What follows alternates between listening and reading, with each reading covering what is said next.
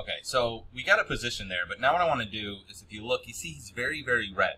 And if we look at the original area that I took the image from, you can see he's in a red environment. Because as much as we do have light that's directly hitting us, right? We have practical light, so if we're outside, right? We have sun rays hitting us.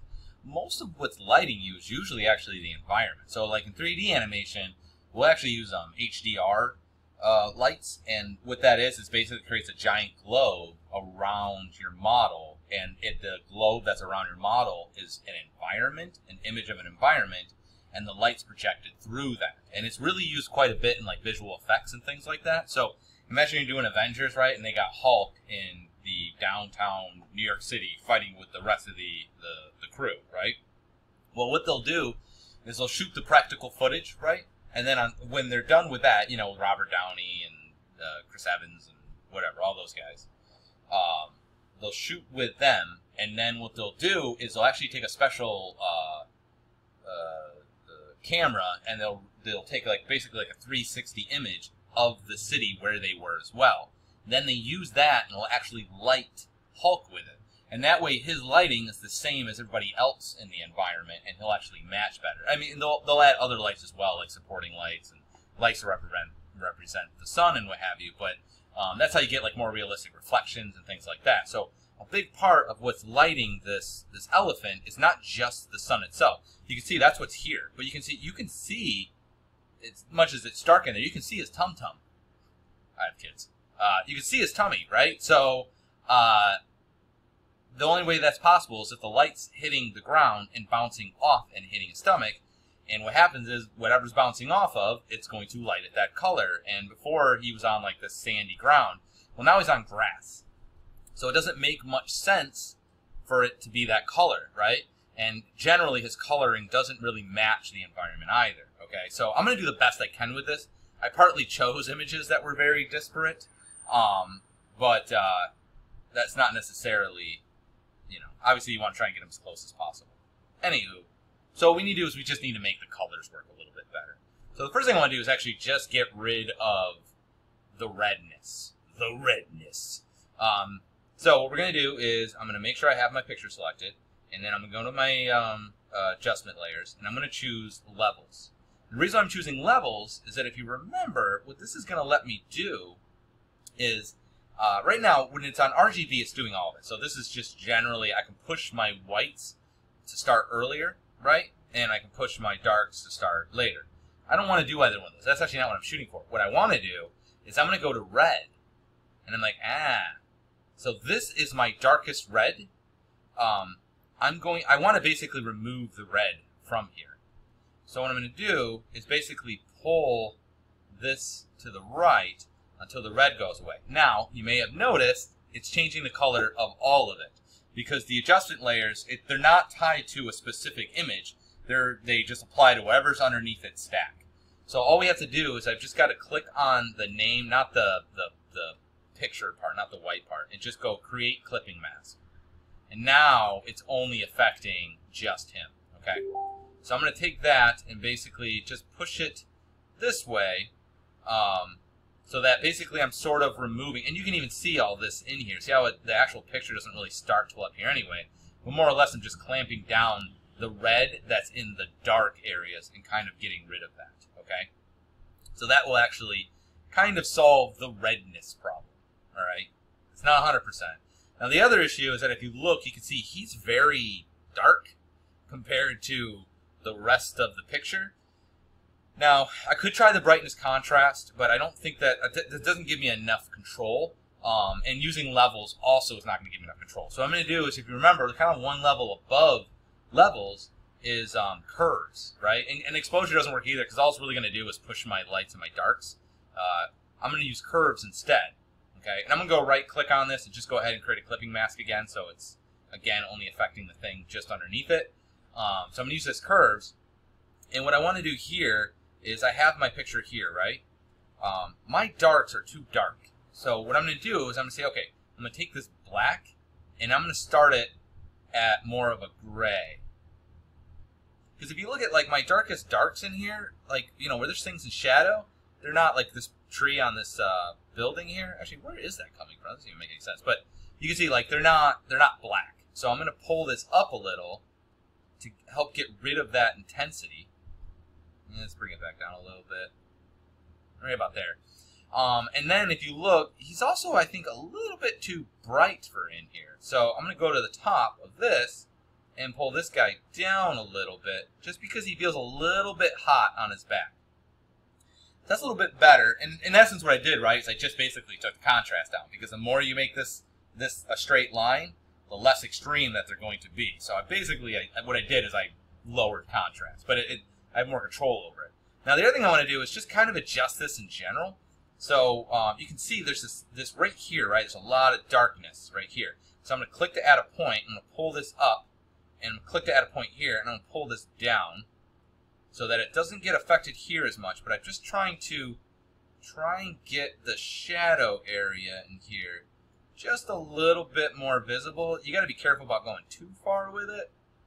But I want to take this span of my histogram and just brighten that up a little bit, because that's roughly right where this area is. It's not black, like it's not here. It's just shape is just there. So that will kind of help a little bit. Like now I feel like value-wise, he's a little bit better. It's probably not 100%, but it's still better than what it was. Okay.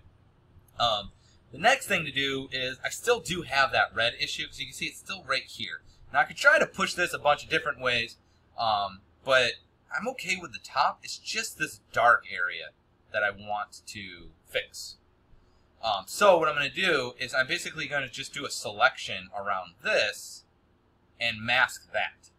So I'm going to do it real roughly. Yeah, I'm just going to do it real roughly. So I'm just going to go ahead and do the freehand lasso here.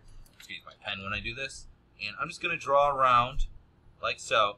And I'm just trying to basically go around the shadows here. And I just want to...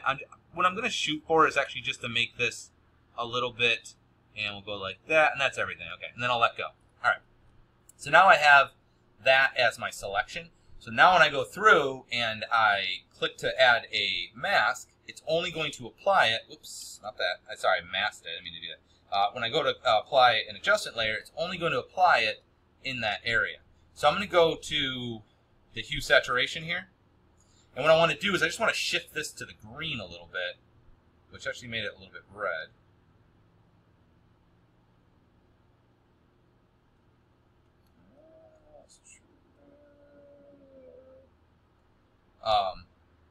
Lighten a little bit too.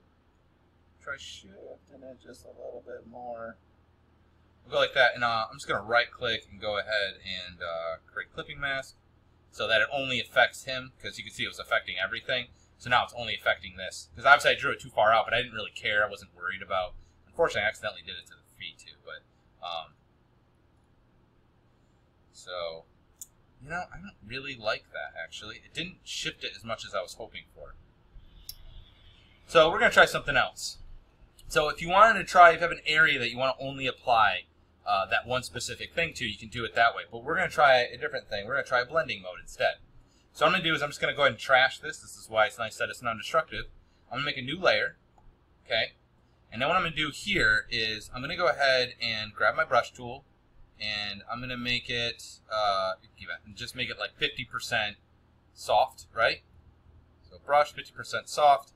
I'm going to, we'll leave it like that, and then I'm going to sample the ground. So I'm going to hit the eye for the eyedropper tool, and I'm just going to click, and I can see the color I'm selecting up here, and just until I find one that looks like that's roughly the grass, if I had to make an assumption, right? It's kind of like that color. But I'm going to select the grass color to use for when I'm brushing on here. And what I'm going to do is I'm going to hit B for brush tool, back to brush, and I am going to go like this. So we're going to paint in here. All right, kind of like what I did earlier. Let's see how well this works.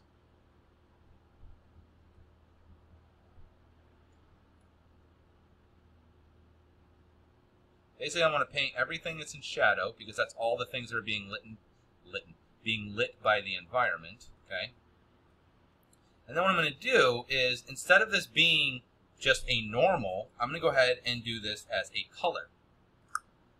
So now it's only adding the color information in the blending mode. And then what I can do is just take this opacity and just bring it down until I think it looks okay.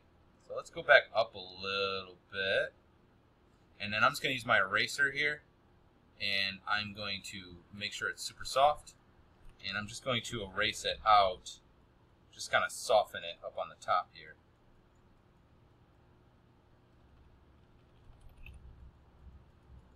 Just so it fades in a little bit better. Take this opacity down a little bit more. Like that.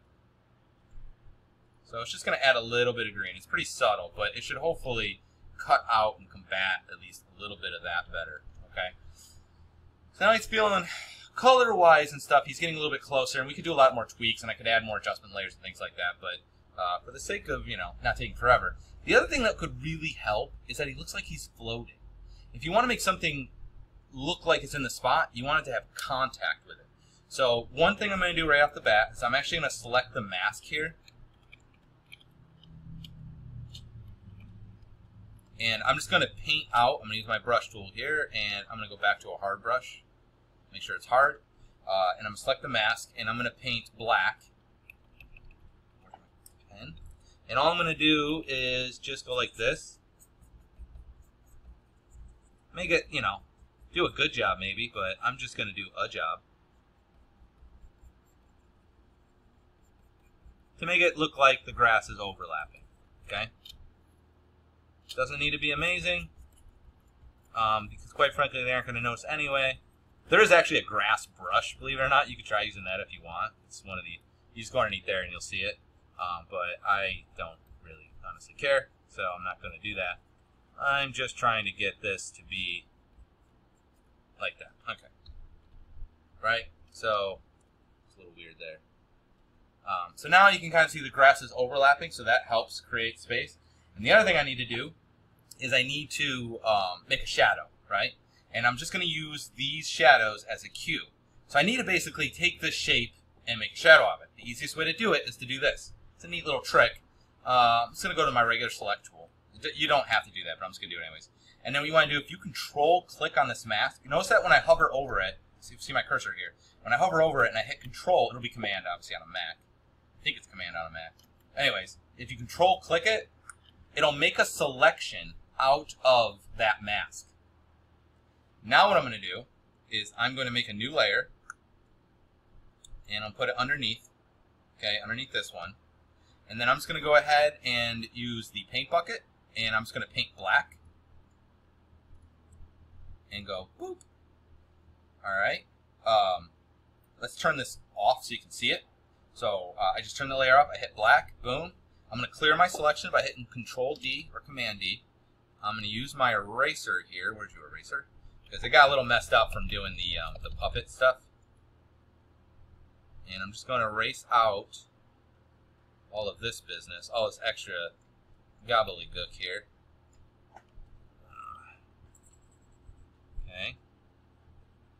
Oh yeah, that's the stuff. Okay. Alright, so now you can see I made a shadow actually just from the mask that I already had. Or I have it here. So now what I need to do is basically flip it and do the other stuff. So what I'm going to do while I still have this, I'm on this layer here. I'm just going to go to Edit, Transform, and we're just going to go ahead and flip vertical. Boop. I'm going to turn this layer back on so I can see it. I'm going to go back to my Select tool. I'm going to pull it down here. Now you can see obviously that's not quite right as far as the shadow is concerned, right? So what I'm going to do is with it selected, I'm going to hit Control-T or Command-T. And now I can scale it and move it and what have you, right? So I'll scale this down. Actually, hold Shift as you do it so that it just squishes instead of... And if you look, that's not quite right. It should actually be skewed. There's a neat thing you can do. If you hold Control and hover over these sides, you can actually warp this in different ways. So I'm actually going to pull this one this way. Okay, it kind of hung on there. Try that again. And let go. And pull this. To try and mimic, more or less, what the shadows do. Let's pull this back a little bit.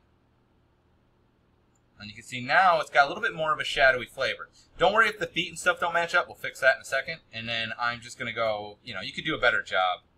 I didn't do a great job, but, you know, spend time on it. Okay, so now that's in there. That looks okay. Now if you look at the feet and stuff don't match, right? Because they were a little bit offset when I flipped it. I'm just going to go ahead and use Liquify. So go to Filter, go Liquify.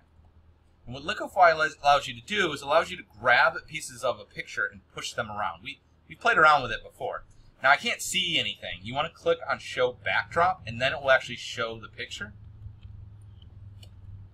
And I'm just going to go ahead and there we go.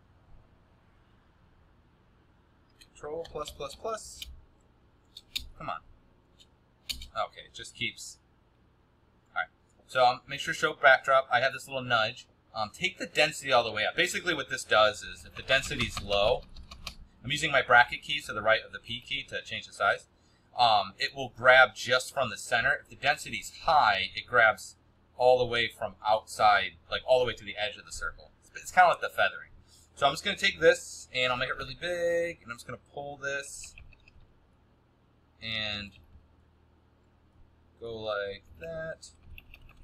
And I'm just going to try and make these legs sort of fit. And we'll just kind of pull this up too. And we'll call that fine. I'm just going to try and push the legs underneath them. And then from here, honestly, let's just use the eraser, right? Erase out the parts that look weird. And then I'm just going to use the brush, hit B. So I was on the eraser, now I'm on the brush. And then I'll just brush in here where it's supposed to be, you know, in there, okay? So now you kind of seen that. So that's a little bit better. We're getting closer, right? Shadow's not quite perfect. We're getting there. Okay, so we got that part.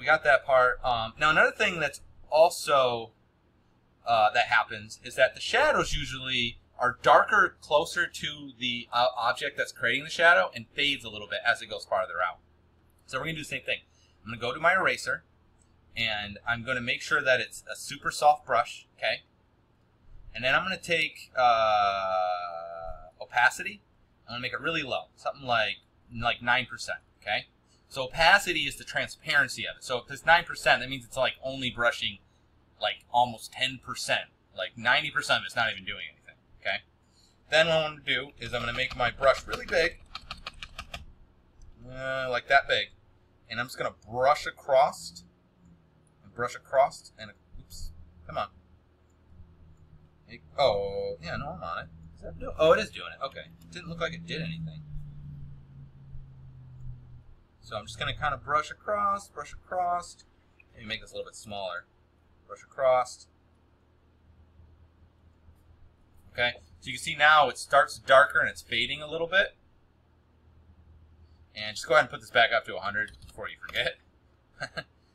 We'll call that good. Now the other thing I'm going to do is this is too strong just overall. So I'm just going to go to its opacity and just lower it till I feel like it's okay. Now, the other thing is that if you look, this would be a perfect shadow if I'm on a flat surface. Now, mind you, if you are doing this and you got a character or whatever, and it's creating a shadow, and there's an object after it, you're going to have to either manually brush with just the black brush color, the shadow, or you're going to have to warp it, or you're going to have to use Liquify or something like that. You can use Puppet Warp, whatever's going to work to make sure that it follows the surface. But I'm on grass. This is way too clean cut of a line. So what I'm going to do is I'm just going to apply a filter to this. Filter, and we want to do distort, and I want to do zigzag, I think? I'm trying to remember which one it is. No, not zigzag, sorry. Filter, where are you? Distort. Where's distort? Distort. And then ripple. Let's see. I think it might be ripple. Yeah, ripple. And I'm going to add quite a bit of fudge ripple. And we'll hit OK. And then you can see how it added basically like that jaggedy thing, which breaks it up. And then the last thing I need to do, I think this is the last thing I need to do with the thing, is I need to just fuzz it out. Because if you look, it's again, it's not got the jagginess, which is perfect, but it should also be fuzzy. So now I'm going to go to filter again, and I'm going to do blur, and I always just do Gaussian because it's just the easiest to control. And it doesn't need to be that blurry, but let's bring this down a little. Oops, that's a little bit up. say right around 3. Obviously going to be different depending on what you're doing, but okay. And now you can see he looks considerably much more like he is, you know, that he is in the environment. All right. Trying to see, make sure I did all the things. Yeah. Okay. So we've put the elephant in the room. I think, so when I would go to do her, I basically would follow the same process that I just did, but I would apply it to her and put her in here, and I was putting him on the back. But honestly, it's the same thing that we've already done up to this point, so there's no real reason for me to do it with you more. You should hopefully get an idea. But that's kind of how you want to compose. So whatever you're putting in there, just make sure that you try to, you have to create a clean cut edge, right, as best as you can around the object.